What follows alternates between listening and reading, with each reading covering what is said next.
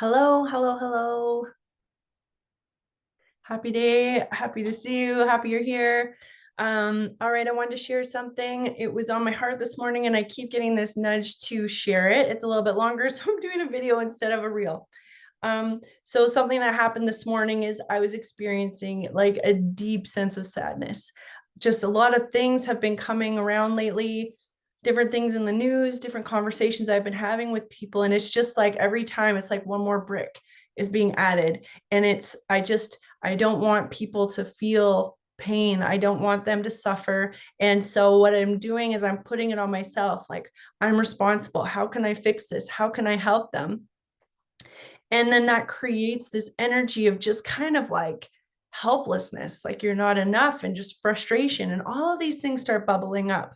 And so this morning was difficult. Like, I was really being hard on myself. And then after our morning studies, which I'm going to talk about in a minute, I went up and told my husband, I just feel like nobody's there for me. Nobody's seeking me out. Nobody's checking on me or wanting to be with me, collaborate with me. It's always me being the person who initiates. Okay. This is my ego just like pouring out in front of him. And he's like, I don't know where this is coming from. And I don't know what you're talking about. Okay. And this was just what was spilling out based on that uneasiness that I was feeling from all of the sadness and not knowing where to place it. So I was like frantically looking for something to blame. So I'm going to nip that one right in the butt right away. So at the end of the day, I'm thinking, what am I talking about? When I think about people looking for me, seeking me out, wanting my time, I've got people immediately come to mind. My grandma always, I know you're so busy, but she wants my time. She's like asking for it consistently and never gives up on me. She's always there, always wanting me to be there. Why is it that we don't see the people who are right in front of us? Right? We take that for granted so often. And then I was thinking about my kids always, Mama, can we do board games? Hey, Mama, can we go sledding? They're constantly seeking me out. They're constantly wanting to be around me. And the list goes on and on. Those are obvious, immediate right now. My parents, my family, my husband, like there are people all around you. So if you allow your thoughts to just run the show without really checking any facts on them and whether that those fears are true, it can totally derail you. Okay. And already I'm not dealing with the issue at hand. The other thing I'm going to say about that is the final question I ask myself is, wait, who am I reaching out to? Who am I wanting around? Who am I asking to participate in activities with me or to do things with me?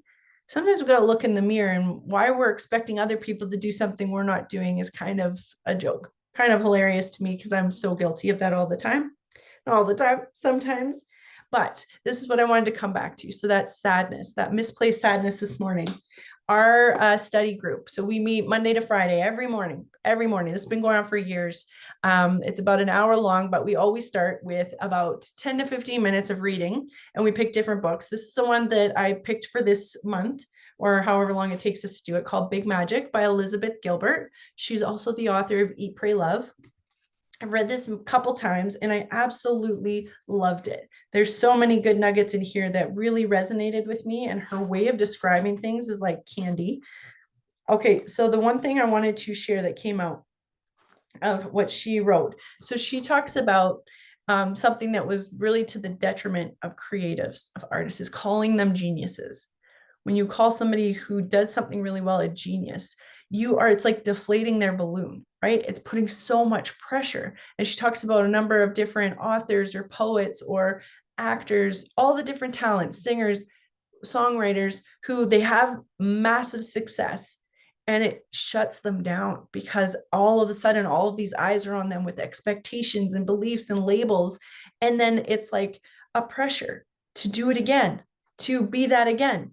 And it's so interesting how that is a total different feeling than when you're just doing what you love because you love it, not because it's something someone else expects from you.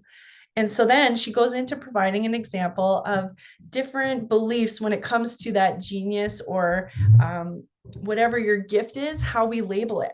All right. So in ancient Greek, no, that's not what I wanted to say. She talks about that in Greek, there's a word they use. I think it's eudaimonia, which basically means well demoned. that is nicely taken care of by some external divine creative spirit guide. So she said modern commenters will use words more like in the flow or being in the flow as opposed to calling it a demon. But the Greeks and the Romans both believed in the idea of an external demon of creativity, a sort of house elf, if you will, who lived within the walls of your home and who sometimes aided you in your labors. The Romans had a specific term for that helpful house elf. They called it your genius, your guardian deity, the conduit of your inspiration, which is to say, the Romans didn't believe that an exceptionally gifted person was genius. They believed that an exceptionally gifted person had a genius. And she says, and it's true, it's so subtle, the difference between being and having. Okay. And the way that I'm going to relate that back to the feeling that I was having this morning, she's talking about creatives and expressing themselves creatively. I'm thinking about humans being humans. And instead of that, that elf, house elf or genius, to me, it's a higher power. For me, myself, it's God. But for you, whatever that higher power is for you when you have faith, that is something that is external from us. And the reason why she said it's important of being versus having is that being is ego driven. So then we think it's all up to us. It's all on our shoulders. It's us who are going to make or break it. It's us if it's success or failure. Whereas when you have something outside of yourself, then you can step back and not take yourself so seriously.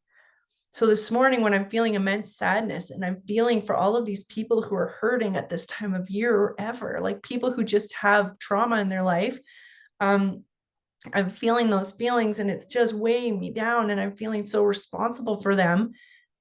I had a call with my parents and they immediately reminded me about the power of prayer and about the power of knowing that you're not alone, that there's a higher power of God who's there to support you, to love you, to comfort you. And so when you say your prayer to bring me peace, to bring me calm, to look over those people who I am currently thinking about, it is such a peaceful feeling and it immediately disintegrates all of that, all of those bricks that I was talking about. They just evaporate because you realize it's outside of you, that you don't need to carry it all, that all you have to do is keep seeking those experiences, those people, those situations where you feel really good, where you feel your best, and everything else you hand over to that higher power. You just hand it off. You say a prayer and you say, I am only as strong as you are, and you are the one who's almighty. You can handle this. Please take this and bring me peace. And just when I was reminded about prayers, and my family says a lot of prayers, just being raised Christian and Catholic, but whatever your belief is, whatever your faith is, whatever your spirituality, there's so many different words now, but really in a deep way, it's what your beliefs are, what you believe. Use this to your benefit and use this to bring yourself comfort. As soon as they reminded me about prayer, the power of prayer, I can tell you, I felt the clouds separate. All of a sudden, that weight was gone and that immense sadness left my heart. Did anything else change? No. But did the way that I felt about the situations change? 100%. 100%. There's enough stuff for us to tackle and take on in a day. We don't need to be taking on excess things that are really ego driven, really this belief that we are all powerful. And knowing that you are working with a higher power, knowing that that higher power is part of you, you can hand it off at any time. I hope you find this comforting. I hope this is something that you needed to hear because I really felt called to share it with you. I don't know what the answer is for you. I don't know. I'm not telling you what to do. I'm sharing my experience for those of you who are seeking an experience or seeking a way to change how you're feeling right now and see if this is something you can do. I will also tell you I am a huge mental health advocate. And if you have feelings and thoughts that you just can't seem to shake, you just can't seem, no matter what you try to do with the journaling, the music, the activities, the workouts, if it's still there, trust yourself and go get help.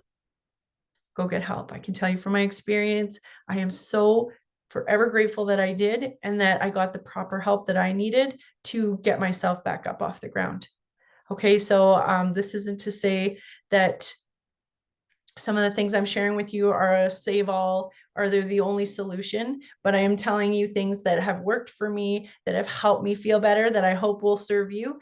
And if you do need help, get the help. Okay. Reach out. There are people who love you, people who care about you. And sometimes, as my doctor explained to me, this is a chemical imbalance. This is something that's going on inside of you. And talking to the people who are in a position to help you can make all the difference. All the difference again, right? Take it off of just you and get outside support, get outside people, energy source, higher power to just help carry the load, carry the burden, and take it off your shoulders. All right, I felt called to share it. See how it lands. If it's for you, great. If it's not, keep on walking. All right, I love you all so much. Take care of yourselves, and I will see you soon. Bye.